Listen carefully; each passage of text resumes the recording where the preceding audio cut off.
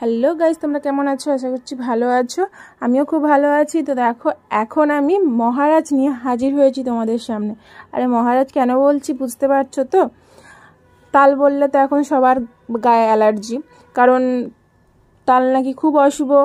বাইরে বেরোতে গেলে তালের নাম নেওয়া যাবে না, তালের কিছু সামনে রাখা যাবে না, তাল সামনে রাখা যাবে না। সেই কারণেই বললাম মহারাজ।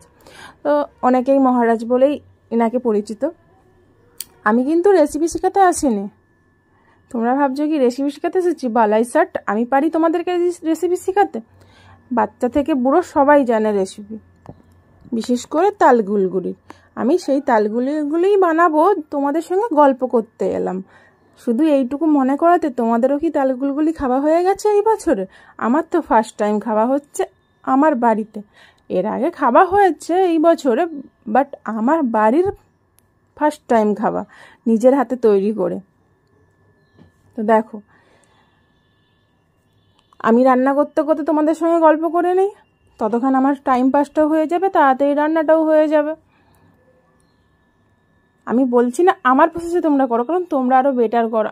দেখো, আমাদের এখানে কিন্তু গ্রাম নয়, আমাদের এখানে তাল কিন্তু রীতিমতো কিনে এনেই করতে হয়। আর এই তালটা আমি যেটা করছি সেটা কিনে আনতে হয় না, যদিও আমাদের পাশ থেকে একটু দূরের গ্রাম থেকে নিয়ে আসা হয়েছে। তবে আমার কিন্তু এই খাবার ভীষণ প্রিয়। এক থালা ভাত না খেতে পারলেও এক থালা গুলগুলি ঠিক উড়েই যাবে আমার কাছে। শুধু গুলগুলি কেন, তালের প্রত্যেকটা রেসিপিই আমার ফেভারিট। যেটাই দিবে আমার কাছে সেটাই উড়ে যাবে। এটা আবার গ্যাস, অ্যাসিড, অম্বল সবের রাজা কিন্তু। তারপরেও মানুষ এটা সামনে পেলে জিভ থেকে লালা ঠসঠস করে পড়ে, কারণ এক পিস দু পিস হলেও তো টেস্ট করতেই হবে, যেহেতু এবছরের খাবার। দেখো, তোমাদের সঙ্গে গল্প করতে করতে কিন্তু আমার রেডিও হয়ে গেল। তোমরা কে কে খেতে চাও চলে এসো আমার বাড়ি, খেয়ে যাবে। অনেক হয়েছে কিন্তু, কতটা বাঁকিয়েছিলাম সেটা তো দেখেইছো।